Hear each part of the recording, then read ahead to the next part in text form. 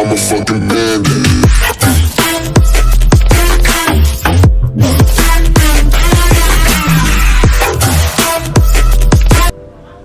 Baik, terima kasih kesempatannya. Perkenalkan, nama saya Alcindrena Lawalata, mata kuliah Sistem Operasi, Program Studi Informatika Universitas Kristen Indonesia Maluku.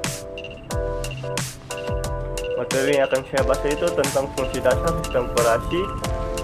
Poin-poinnya, yang pertama pengertian sistem operasi, yang kedua tujuan adanya sistem operasi, yang ketiga beberapa sistem operasi, yang keempat sejarah sistem operasi, yang kelima struktur DMA. Pengertian sistem operasi. Sistem operasi merupakan sebuah software atau perangkat lunak sistem untuk pengelola sumber atau resource ke hardware agar dapat beroperasi secara optimal dan memudahkan interaksi dengan firmware atau user. Secara sederhana, hubungan antara software sistem operasi dengan komputer saling membutuhkan satu sama lain. Tanpa sistem operasi, maka komputer tidak dapat menjalankan program. Sebaliknya, pada sistem operasi tanpa komputer tentu tidak ada gunanya. Yang berikut, tujuan adanya sistem operasi. Sistem operasi memiliki tujuan. Yang pertama, sistem operasi membuat komputer menjadi lebih mudah dan nyaman untuk digunakan. Sistem operasi memungkinkan sumber daya sistem komputer untuk digunakan dengan cara yang efisien.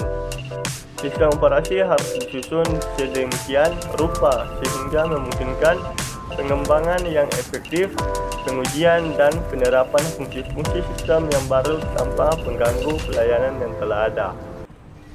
Beberapa sistem operasi komputer. Yang pertama, Windows. Windows upgrade software dan hardware lebih mudah diakses. Yang kedua, Mac OS.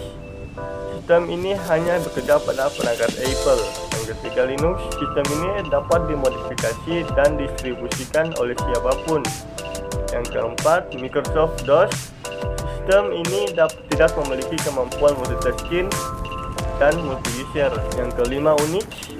Sebaliknya memiliki kemampuan multitasking dan multi-user yang paling kuat. Yang keenam, Android. Sistem ini menggunakan sistem operasi komputer Android.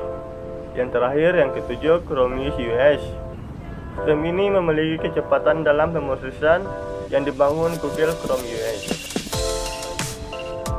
Yang berikut, sejarah sistem operasi. Sistem operasi pengalaman perkembangan yang sangat pesat yang dapat dibagi ke dalam 4 generasi. Yang pertama, generasi pertama 1945 sampai 1955. Generasi pertama merupakan awal perkembangan sistem komputasi elektronik sebagai pengganti sistem komputasi mekanik. Hal itu disebabkan keterbatasan kemampuan manusia dalam menghitung dan cenderung mudah untuk membuat kecerobohan, kekeliruan, bahkan kesalahan. Sistem operasi ini hanya mampu menjalankan pekerjaan dengan mengumpulkan program dan data satu persatu dalam grup atau antrian atau batch, sehingga disebut juga dengan single stream batch processing system. Komponen utamanya berupa tabung hampa udara. Semua operasi komputer dilakukan secara manual melalui flowchart dan hanya bisa digunakan untuk menghitung tambah, kurang, dan kali. Kedua, generasi kedua, pada saat itu para perancang sistem operasi menggunakan konsep bahwa apabila terdapat pekerjaan yang sedang menunggu, operasi input-output device dan prosesor tidak sedang bekerja, maka suatu pekerjaan lain dapat menggunakan prosesor. Konsep ini dikembangkan dengan nama multiprogramming, di mana beberapa pekerjaan diletakkan dalam memori utama sekaligus dan prosesor dapat berganti-ganti melalui proses sesuai dengan kebutuhan untuk menjaga efisiensi waktu. Pada generasi ini, sistem komputer belum dilengkapi sistem operasi, tetapi beberapa fungsi sistem operasi telah ada. Contoh fungsi sistem operasi ialah FMS dan IBSS. Komponen utamanya berupa transistor, input memakai push card. Yang ketiga, generasi ketiga 1965 sampai 1980. Pada generasi ini, perkembangan sistem operasi dikembangkan untuk melayani banyak pemakai sekaligus para pemakai interaktif, berkomunikasi lewat terminal secara online, ke komputer, maka sistem operasi menjadi multi-user atau digunakan banyak pengguna sekaligus, dan multi-programming melayani banyak program sekaligus. Pada masa ini berkembang berbagai konsep seperti multi-programming. Satu komputer mengerjakan banyak program yang ada di dalam memori utama.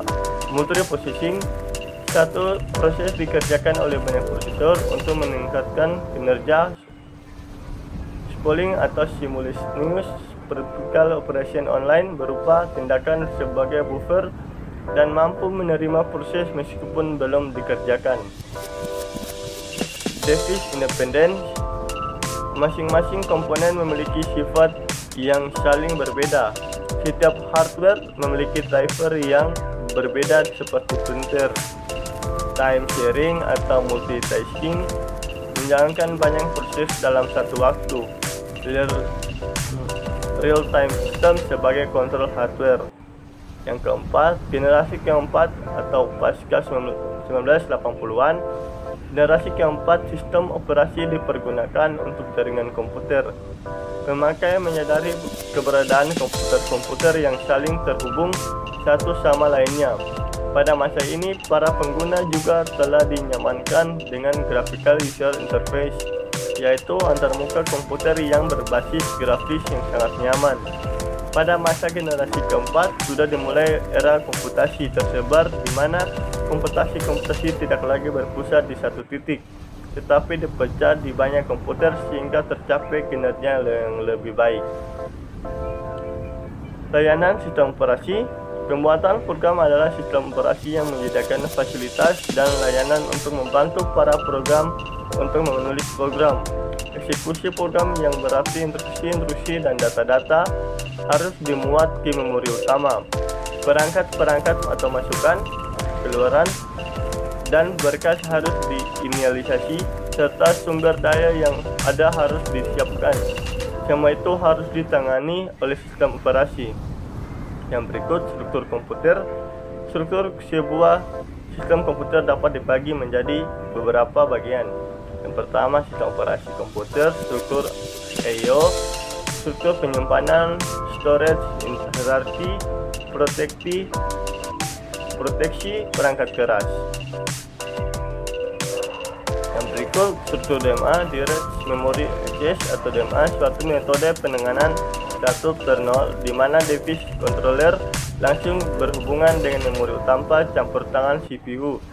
Setelah mengeset buffer, pointer, dan counters untuk perangkat I/O, device controller mentransfer blok data langsung ke penyimpanan tanpa campur tangan CPU. DMA digunakan untuk perangkat I/O dengan kecepatan tinggi. Hanya terdapat satu interupsi setiap blok, berbeda dengan perangkat yang mempunyai kecepatan rendah di mana interupsi terjadi untuk setiap byte atau word.